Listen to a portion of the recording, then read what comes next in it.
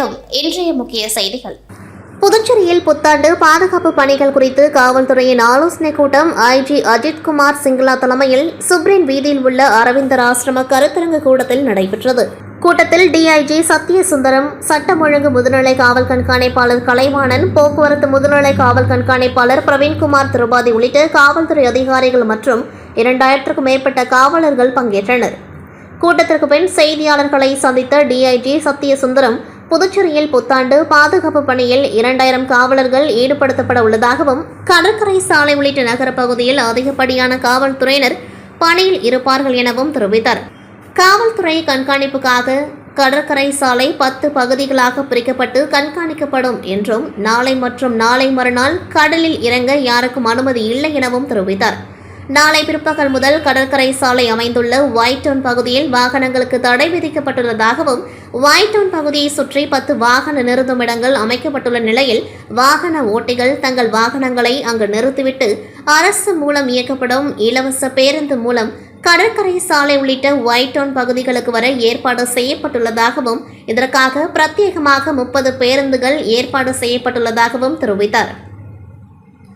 மேலும் புத்தாண்டு கொண்டாட்டங்களின் பொழுது பெண்களுக்கு எதிரான குற்றங்களை தவிர்க்கும் வகையில் காவல்துறையில் 4 ஆன்டி ரோமியோ பிரிவு உருவாக்கப்பட்டுள்ளது. அவர்கள் சாதாரண உடைகளில் பொதுமக்களாக கலந்து பணியில் ஈடுபடுவார்கள் என தெரிவித்தார். தொடர்ந்து பேசிய டிஐஜி சத்யசுந்தரம், கடற்கரை சாலை மற்றும் ஒயிட் டவுன் பகுதியில் மட்டும் பிரத்யேகமாக 70 சிசிடிவி கேமராக்கள் பொருத்தப்பட்டுள்ளதாகவும், அனைத்து எல்லை பகுதியிலும் காவல்துறையினர் சோதனையில் ஈடுபடுவார்கள் எனவும் தெரிவித்தார். மேலும் ஹோட்டல்கள் மற்றும் பார்கள் நள்ளிரவு 1 மணிக்கு மூட உத்தரவிடப்பட்டுள்ளதாகவும், மது அருந்துவிட்டு வாகனம் ஓட்டுபவர்கள் மீது சட்டப்படி நடவடிக்கை எடுக்கப்படும் என எச்சரிக்கை விடுத்த அவர், இந்த புத்தாண்டை பாதுகாப்பாக கொண்டாட புதுச்சேரி காவல்துறையின் அனைத்து பிரிவும் ஒருங்கிணைந்து விரிவான ஏற்பாடுகளை செய்துள்ளதாகவும் தெரிவித்தார். வங்கக்கடலில் ஏற்பட்டுள்ள மேலடுக்கு சுழற்சி காரணமாக புதுச்சேரியில் நேற்றிரவு முதல் இன்று காலை முதல் மழை விட்டு பெய்து வருகின்றது. குறிப்பாக கடற்கரை சாலை, உப்பளம், காமராஜ் நகர், திலாஸ்பேட்டை, லாஸ்பேட்டை, புதிய பேருந்து நிலையம் உள்ளிட்ட நகர பகுதிகளிலும், கோரிமேடு, வெள்ளியனூர், பத்துக்கண்ணு, தவளக்குப்பம், பாகூர் உள்ளிட்ட கிராம பகுதிகளிலும் மழை விட்டு பெய்து வருகின்றது. இதன் காரணமாக குளிர்ச்சியான சூழல் நிலவுகின்றது. தற்பொழுது குளிர்காலம் என்பதால் மழை பெய்து வரும் நேரங்களை தவிர்த்து மழை இல்லாத நேரங்களில் கரும் மேகங்கள் சூழ்ந்து மேகமூட்டத்துடன் காணப்படுவதால் குளிரானது அதிகரித்து காணப்படுகின்றது. இதன் காரணமாக பொதுமக்கள் மற்றும் புத்தாண்டை கொண்டாட புதுச்சேரிக்கு வந்த சுற்றுலா பயணிகள் மிகுந்த மகிழ்ச்சி அடைந்துள்ளனர். கோதண்டபாணி இந்திராணி அம்மாள் அறக்கட்டளையின் சார்பில் மரகத மூர்த்தி எழுதிய இலக்கிய சாரல் மற்றும் மகள் அதிகாரம் நூல் வெளியீட்டு விழா புதுச்சேரி தமிழ்ச்சங்க வளாகத்தில் நடைபெற்றது. இதில் சிறப்பு விருந்தினராக பொதுப்பணித்துறை அமைச்சர் லட்சுமி நாராயணன் கலந்து கொண்டு சிறப்புரையாற்றி இலக்கிய சாரல் நூலை வெளியிட அதனை முன்னாள் பாராளுமன்ற உறுப்பினர் தன்ராஜ் பெற்றுக்கொண்டார். தொடர்ந்து மொழிபெயர்ப்பாளர் பத்மஜா நாராயணன் மகள் அதிகாரம் நூலை வெளியிட அதனை காஞ்சனா நிவாசன், கல்பனா மரகதம் மூர்த்தி ஆகியோர் பெற்றுக்கொண்டார்கள். இந்நிகழ்ச்சிக்கு புதுச்சேரி மொழியியல் பண்பாட்டு ஆராய்ச்சி நிறுவன முன்னாள் இயக்குநர் சம்பத் தலைமையேற்று உரையாற்றினர். முற்போக்கு சிந்தனையாளர் இளங்கோவன் முன்னிலை வகித்தார். இதில் முன்னாள் தாகூர் அரசு கலை மற்றும் அறிவியல் கல்லூரி முதல்வர் இளங்கோ நூல் குறித்து சிறப்புரையாற்றினார். இந்நிகழ்ச்சியில் புதுச்சேரி மாநில உயர்கல்வி பேராயம் ராமானுஜம் சீனு, தமிழ்மணி சம்சீர் உட்பட தமிழ் அறிஞர்கள் கலந்து கொண்டார்கள். யுஜிசி உத்தரவை மதிக்காத மத்திய பல்கலைக்கழகம், புதுச்சேரி கல்லூரி கட்டணங்கள் உயரும் அபாயம், பெற்றோர் மாணவர் சங்கம் சுப்பிரமணியன் எச்சரிக்கை. இது தொடர்பாக பள்ளி மற்றும் உயர்கல்வி பெற்றோர் மாணவர் நலசங்கத்தின் தலைவர் சுப்பிரமணியன் செய்தியாளர்களுக்கு அளித்த பேட்டியில், புதுவையில் உள்ள சில தனியார் கல்லூரிகளுக்கு தன்னாட்சி கல்லூரி அந்தஸ்து கடந்த 2019ஆம் ஆண்டு வழங்கப்பட்டது. அந்தந்த கல்லூரிகள் விரும்பியபடி பாடப்பிரிவுகளை புதிதாக ஆரம்பிக்கவும், தேர்வு நடத்தவும், தேர்வு முடிவுகளை வெளியிடவும், மதிப்பெண் பட்டியலை வெளியிடவும், இடம்பெயர்தல் சான்றிதழ் வழங்கவும் மற்றும் சில சான்றிதழ்கள் வழங்கவும் அனுமதி அளித்தது. புதிய வகுப்புகள் தொடங்க கட்டணமாக ரூபாய் 75 லட்சம் மத்திய பல்கலைக்கழகத்திற்கு செலுத்த வேண்டும் என்று உத்தரவிட்டது. இதன் அடிப்படையில் பணம் செலுத்தி பாடத்தை துவங்கிய தனியார் கல்லூரிகளுக்கு புரொவிஷனல் சான்றிதழ் தர முடியாது என பல்கலைக்கழகம் மறுக்கின்றது. இதனால் மருத்துவம் சார்ந்த படிப்புகளை படித்து முடித்த மாணவர்கள் தங்கள் விரும்பிய மேற்படிப்பினை தொடர முடியாமலும் வேலைக்கு செல்ல முடியாமலும் தவித்துக் கொண்டிருக்கின்றனர். மறுபுறம் பணப்பேரமும் நடைபெறுவதாக கூறினர். எனவே புதுச்சேரி அரசு பல்கலைக்கழக துணைவேந்தர் குறித்து டெல்லியில் முறையிட்டு பதவி நீக்கம் செய்து புதிய நிரந்தர துணைவேந்தரை பணியமர்த்தவும் அழுத்தம் தர வேண்டுமென பெற்றோர் மாணவர் சங்க தலைவர் சுப்பிரமணியன் கூறினார். நம்மாழ்வார் அவர்களின் 11ஆம் ஆண்டு நினைவு தினம் மதகடிப்பட்டு கிராமத்தில் விவசாயிகள் சார்பில் அனுசரிக்கப்பட்டது. புதுச்சேரி மதகடிப்பட்டு கிராமத்தில் நம்மாழ்வார் அவர்களின் 11ஆம் ஆண்டு நினைவு தினம் நிகழ்ச்சி நடைபெற்றது. இந்நிகழ்ச்சிக்கு விவசாயிகள் ஒருங்கிணைப்பு குழுவின் தலைவர் முருகையன் தலைமையேற்று நடத்தினர். உறுதிமொழியை விவசாயிகள் ஒருங்கிணைப்பு குழுவின் பொதுச் செயலாளர் ரவி வாசித்தார். அனைவரும் உறுதிமொழி ஏற்றுக்கொண்டார்கள். அனைத்து விவசாய பெருமக்களையும் வரவேற்று விவசாய ஒருங்கிணைப்பு குழுவின் பொருளாளர் ஜெயராமன் வரவேற்புரை நிகழ்த்தினார். தொடர்ந்து அனைத்து விவசாயிகளும் கலந்து கொண்டு மலர் தூவி மரியாதை செலுத்தினர். நிகழ்ச்சியில் சுப்பிரமணியன், ராமகிருஷ்ணன், பாஸ்கரன், ராமமூர்த்தி, ராஜராமன், இயற்கை விவசாயிகள் கலந்து கொண்டார்கள். புதுச்சேரி காலப்பட்டு சுனாமி குடியிருப்பு மக்கள் நலசங்க செயற்குழு கூட்டம் நேற்று சங்க தலைவர் குமார் என்கின்ற மோகனசுந்தரம் தலைமையில் சங்க செயற் தலைவர் ஆறுமுகம் என்கின்ற பூங்காவனம், செயலாளர் உத்ராடம், பொருளாளர் ரஞ்சித் ஆகியோர் முன்னிலையில் நடைபெற்றது. கூட்டத்தில் சங்கத்தின் வங்கி கணக்கை முடக்கிய காலப்பட்டு யூகோ வங்கி கிளைக்கு கண்டனம் தெரிவித்து தீர்மானம் இயற்றப்பட்டு அந்த தீர்மானத்தை வங்கி மேலாளரிடம் வழங்குவதென முடிவு செய்யப்பட்டது. அதன்படி இன்று வங்கிக்கு வந்த குடியிருப்பு நலசங்க தலைவர் குமார் தலைமையிலான நிர்வாகிகள் யூகோ வங்கியை கண்டித்து இயற்றப்பட்ட கண்டன தீர்மானத்தை வங்கி மேலாளர் கவிமணியிடம் வழங்கினார். இதனை படித்து பார்த்த வங்கி மேலாளர் தீர்மானத்தை வாங்க மறுத்தார். இதனையடுத்து அந்த தீர்மானத்தை நிர்வாகிகள் வங்கியின் சுவற்றில் ஒட்டினர். இதனால் வங்கியில் சிறிது நேரம் பரபரப்பு நிலவியது. இதுகுறித்து குடியிருப்பு நலசங்க தலைவர் குமார் கூறும்பொழுது, காலப்பட்டு மக்கள் குடியிருப்பு நலசங்கத்திற்கு காலப்பட்டு யூகோ வங்கியில் கடந்த 10 ஆண்டுக்கு மேலாக கணக்கு துவங்கி செயல்பட்டு வருகின்றது.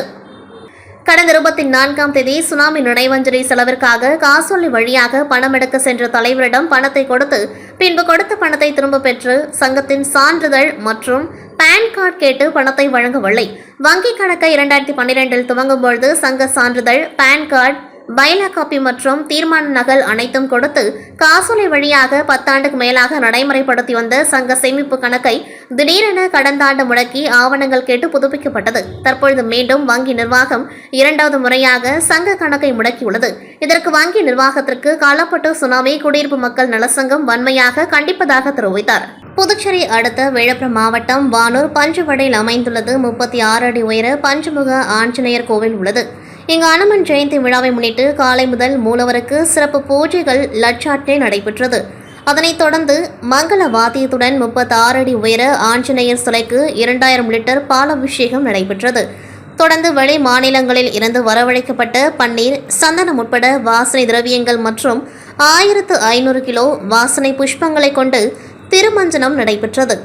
மேலும் 120 கிலோ ஏலக்காய் மாலை 36 அடி உயர ஆஞ்சநேயர் சிலைக்கு அணிவிக்கப்பட்டது. இதில் திரளான பக்தர்கள் கலந்து கொண்டு சுவாமி தரிசனம் செய்தனர். மேலும் இதனையடுத்து மாலை 4 மணி அளவில் சீதா திருக்கல்யாண உற்சவம் நடைபெற உள்ளது. சென்னையில் உள்ள அண்ணா பல்கலைக்கழக வளாகத்தில் மாணவி ஒருவர் பாலியல் வன்கொடுமை செய்யப்பட்ட சம்பவம் நாடு முழுவதும் அதிர்ச்சி ஏற்படுத்தியுள்ள நிலையில் இச்சம்பவத்தை கண்டித்தும் இந்த வழக்கை சிபிஐ விசாரணைக்கு மாற்ற கோரியும் புதுச்சேரி அதிமுக சார்பில் கண்டன ஆர்ப்பாட்டம் நடைபெற்றது. பழைய பேருந்து நிலையம் அருகே மாநில செயலாளர் அன்பழகன் தலைமையில் நடைபெற்ற இந்த ஆர்ப்பாட்டத்தில் 200க்கும் மேற்பட்டோர் கலந்து கொண்டு தமிழக அரசை கண்டித்தும் முதலமைச்சர் ஸ்டாலின் பதவி விலக கோரியும் கையில் பதாகைகளை ஏந்தி கோஷங்களை எழுப்பினர். இதனைத் தொடர்ந்து செய்தியாளர்களிடம் பேசிய அதிமுக மாநில செயலாளர் அன்பழகன், தமிழகத்தில் பெண்களுக்கு பாதுகாப்பில்லாத சூழ்நிலை உருவாகியுள்ளதாகவும் இச்சம்பவத்தில் காவல்துறை எடுத்துள்ள நடவடிக்கைகள் குறித்து தமிழக அரசு வெள்ளை அறிக்கை வெளியிட வேண்டும் எனவும், மேலும் மாணவி பாலியல் வன்கொடுமை செய்யப்பட்ட சம்பவத்திற்கு பொறுப்பேற்று ஸ்டாலின் பதவி விலக வேண்டும் என வலியுறுத்தினார். புதுச்சேரியில் ஆதி திராவிடர் நலம் மற்றும் பழங்குடியினர் நலத்துறையின் மூலம் SC/ST பிரிவினருக்கு பொங்கல் மற்றும் தீபாவளிக்கு புதுச்சேரி அரசு இலவச வேட்டி சேலை வழங்கி வருகின்றது. இதில் முறைகேடு நடப்பதாகவும், வேட்டி சேலைக்கு பதிலாக பயனாளிகளுக்கு பணம் வழங்க வேண்டும் எனவும் தற்போது துறையினர் இயக்குநராக உள்ள இளங்கோ பதவியேற்ற பிறகு இலவச மனைப்பட்டா, கல் வீடு கட்டும் மானியம் உயர்த்தி வழங்குதல், மாணவர்களுக்கான கல்விக்கடன், திருமண நிதியுதவி போன்ற அனைத்து நலத்திட்டங்களையும் காலம் கடந்து செயல்படுத்துவதாகவும், இதனால் இயக்குநரை மாற்ற வலியுறுத்தி துறையின் அமைச்சர் சாய் சரவணகுமார் மற்றும் இயக்குநரை கண்டித்து 50க்கும் மேற்பட்ட விசிகாவினர் ஆதி திராவிடர் நல இயக்குநர் அலுவலகத்தை முற்றுகையிட்டு பூட்டி கோஷங்களை எழுப்பி போராட்டத்தில் ஈடுபட்டனர். இதனால் விசிகாவினருக்கும் போலீசாருக்கும் லேசான தள்ளுமுள்ளு ஏற்பட்டது. புதுச்சேரி கொம்பாக்கம் பகுதியில் அமைந்துள்ளது ஸ்ரீ வெங்கடாச்சலபதி திருக்கோவில். இந்த ஆலயத்தில் அமைந்துள்ள 23 அடி உயர ஆஞ்சநேயருக்கு அனுமன் ஜெயந்தி விழா வெகு விமர்சையாக நடைபெற்றது. இதனை ஒட்டி அனுமனுக்கு 1008 பாலபிஷேகமும், அதனைத் தொடர்ந்து பன்னீர், மஞ்சள், சந்தனம், தயிர் உள்ளிட்ட பல்வேறு திரவியங்களால் அபிஷேகம் செய்யப்பட்டது. தொடர்ந்து சுவாமிக்கு மகா தீப ஆராதனை காண்பிக்கப்பட்டது. இதில் திரளான பக்தர்கள் பங்கேற்று சுவாமி தரிசனம் செய்தனர்.